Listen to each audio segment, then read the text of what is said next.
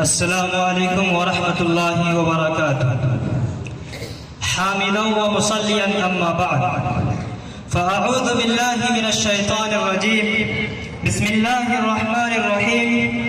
انما اشکو بثی وحزنی الی اللہ. وقال النبی صلی اللہ علیہ وسلم استودعک اللہ الذی لا تضیع ودائعہ او کما قال علیہ الصلاۃ والسلام. یہ ایک پیڑ ہے، آ اس سے مل کے رو لیں ہم.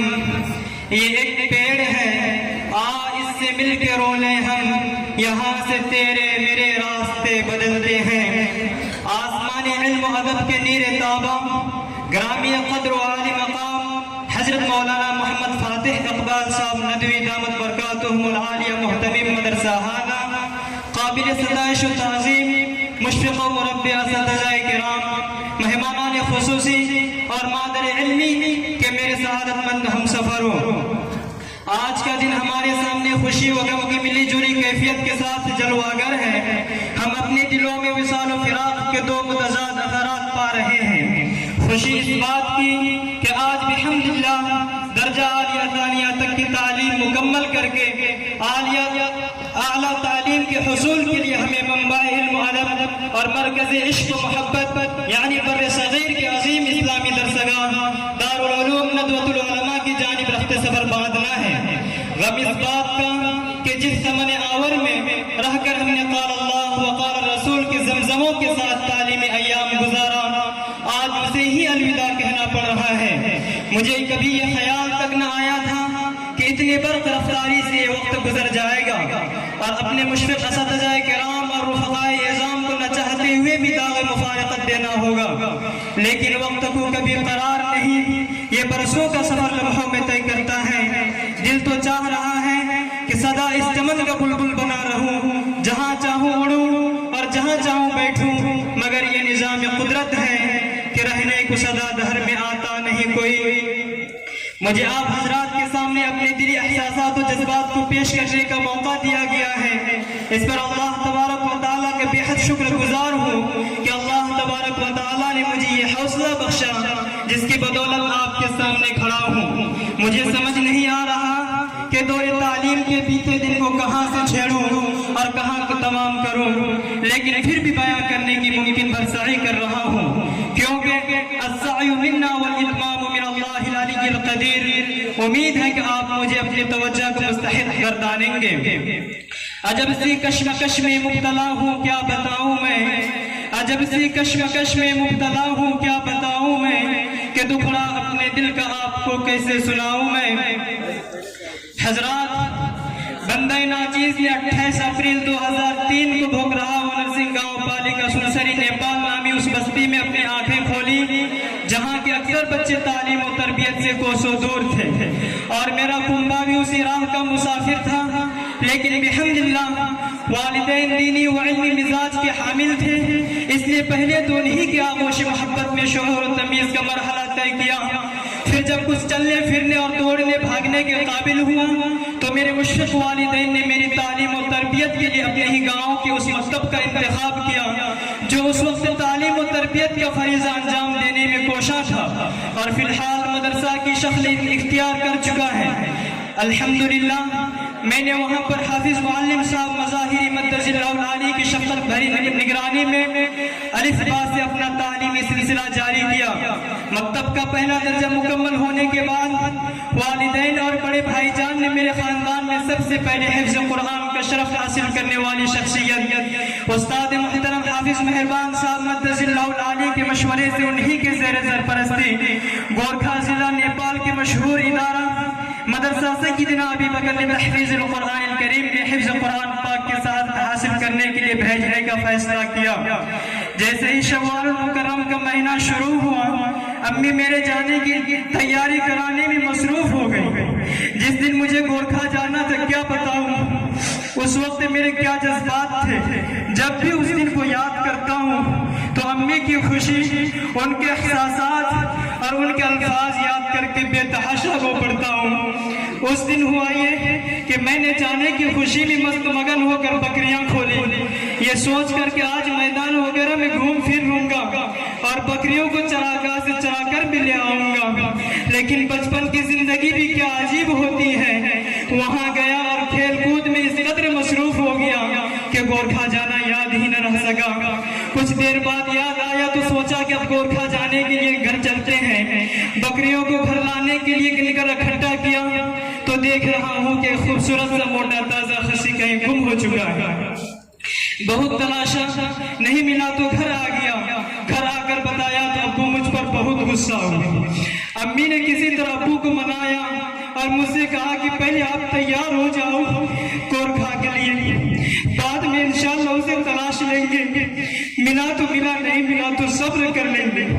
اتنا سننا تھا کہ میری آنکھیں اشک بار ہو گئی اور میں رونے لگا۔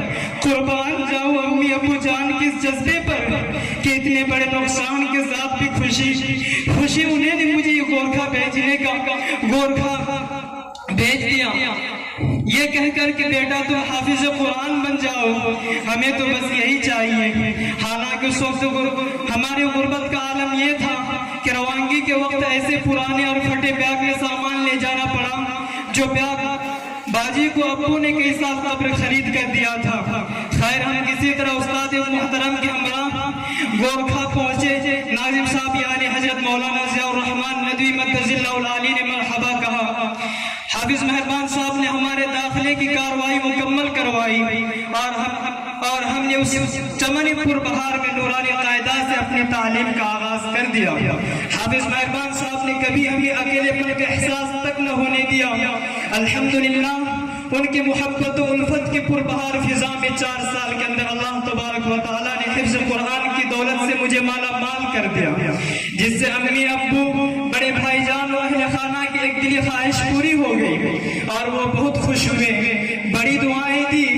اس کے بعد پھر میری خواہش ہوئی کہ اب انشاءاللہ نیپال کے سب سے بڑے ادارہ میں تعلیم حاصل کر کے عالم دین بنوں گا۔ جب اس خواہش نے دل میں انگڑائی لی اور جیسے ہی میں نے گھر والوں کو بتلایا سبوں نے رضامندی ظاہر کی۔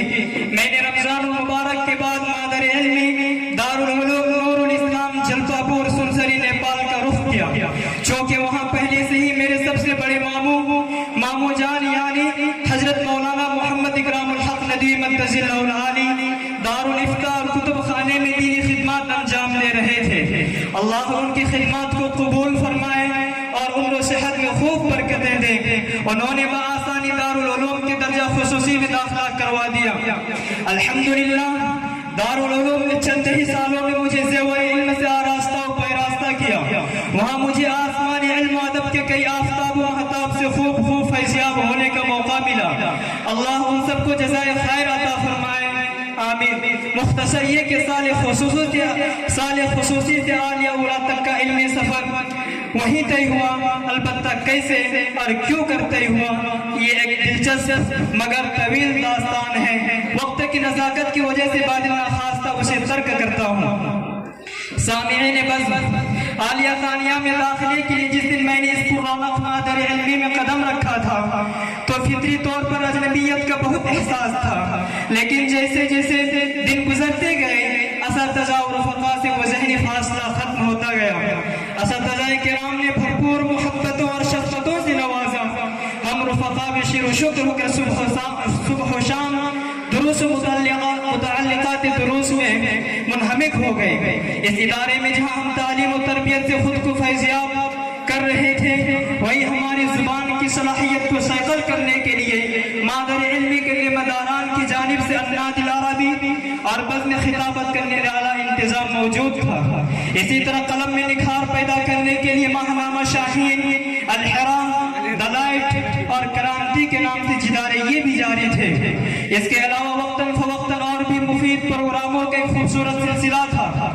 جہاں تک ممکن ہو سکا ہم نے خوب استفادہ کیا، لیکن ابھی ہمیں آئے ہوئے کچھ ہی ایام بیتے تھے کہ الرحیل کی صدائے باز پشت کانوں سے ٹکرانے لگی اور آج اس الوداعی بزم میں آپ کے روبرو اپنے روداد سفر پیش کر رہا ہوں۔ ہم نفسان من آج میں جو کچھ بھی ہوں وہ انہی اداروں کی دین ہے، ورنہ کہاں میں اور کہاں یہ نکہتے گل۔ اس موقع پر میں ان تمام مشفق اساتذہ کرام کا بے حد شکر گزار ہوں سے میں نے حروف شناسی اور کچھ لکھنے بولنے کا ہنر سیکھا۔ انہوں نے ہی ہمیں علم و فن کی تحقیق اور تدقیق کے روشن شہاد سے روشناس کیا، زمانے کے نشو و فراز سے آگاہ کیا، کتاب و سنت کے جواہر پاروں سے بہرہ مند کیا، اور خوشی و غم میں ہمارے ماں باپ کی جگہ ہم پر اپنی شفقتوں کا سایہ دراز رکھا۔ یہی وجہ ہے کہ ان کے خلوص اور ان کی محبتوں کی گھنی چھاؤں نے کبھی ہمیں گھر سے دوری کا احساس نہ ہونے دیا۔ سچ تو یہ ہے کہ یہ الفاظ دلوں میں موجزن جذبات اور دریائے محبت کے متلاطم موجوں کی ترجمانی نہیں کر سکتے۔ شاعر کہتا ہے کہ رہبر بھی یہ ہمدم بھی یہ غمخوار ہمارے استاد، رہبر بھی یہ ہمدم بھی یہ غمخوار ہمارے استاد، قوموں کے ہیں معمار ہمارے استاد۔ خصوصاً شکر گزار ہوں میں مولانا محمد قاسم صاحب ندوی و مولانا محمد ضیاء الحق صاحب ندوی اور بڑے بھائی جان غیاث الدین وجلی صاحب باجی کا۔ ان چاروں کا میری تعلیم و تربیت میں ایک اہم رول رہا ہے۔ اسی طرح میں ان تمام حضرات کا بھی خصوصی شکریہ ادا کرتا ہوں جو میری تعلیم کے لیے ہر وقت فکر مند رہے، چاہے وہ میرے والدین ہوں یا مشفق اساتذہ کرام یا ہمارے دونوں بڑے بھائی جان، میرے رشتہ دار ہوں یا میرے رفقا۔ اللہ ان تمام کو بہترین اجر عطا فرمائے اور مجھے تا حیات قدرداں بنائے رکھے۔ اور مادر علمی مدرسہ چشمہ فیض، مدرسہ اسلامیہ، مدرسہ سیدنا ابی بکر تحفیظ القرآن و مادر علمی دار العلوم نور الاسلام جلپا پور، اپنے ان چاروں مادر علمی کا دل کی گہرائیوں سے ممنون و مشکور ہوں کہ ان اداروں نے مجھے زیور علم سے آراستہ کر کے اس قابل بنایا کہ میں فخر و مسرت کے ساتھ دارالعلوم ندوۃ العلماء میں داخل ہو سکوں اور ایک گلشن علمی کی شگفتہ پھولوں۔ اخیر میں تمام اساتذہ کرام سے فردن طالب علمی کے دور میں ہونے والی دانستہ و نادانستہ غلطیوں پر معافی کا خواستگار ہوں۔ آپ تمام اساتذہ کرام نے میری تعلیم پر اپنی کامل توجہ مبذول فرمائی، لیکن میں ان کا کما حق و قدر نہیں کر سکا۔ اس پر میں خصوصی معافی چاہتا ہوں اور تمام احباب سے بھی عاجزانہ درخواست کرتا ہوں کہ دوران تعلیم مجھ سے کسی بھی قسم کی کوئی تکلیف یا ایذا آپ کو پہنچی ہو تو خدا را مجھے معاف فرما دیجیے۔ دوستو اب کب ملیں گی آپ کے چہرے کی نورانیاں، دوستو اب کب ملیں گی آپ کے چہرے کی نورانیاں، یاد آئیں گی مجھے آپ سب کی قربانیاں۔ چلتے چلتے میں معماران چشمہ فیض کے حق میں بھی دعا گو ہوں کہ اللہ تبارک و تعالیٰ ان کی مغفرت فرمائے اور جنت الفردوس میں اعلیٰ مقام نصیب فرمائے۔ اور ساتھ ساتھ میں اپنی اس مادر علمی کے لیے بھی دعا گو ہوں اور انشاءاللہ العزیز ہمیشہ دعا گو رہوں گا کہ اللہ تبارک و تعالیٰ اس مادر علمی کو ہمیشہ آباد رکھے، حاسدین کی حسد اور نظر بد سے اسے محفوظ رکھے اور دن دونی رات چگنی ترقی عطا فرمائے۔ آپ تمام حضرات سے درخواست ہے کہ ہم احباب عالیہ ثانیہ کے لیے دعا فرمائیں کہ ہم جس مقصد کے پیش نظر عازم ندوۃ العلماء ہیں، اللہ اس مقصد میں کامیاب فرمائے، آمین۔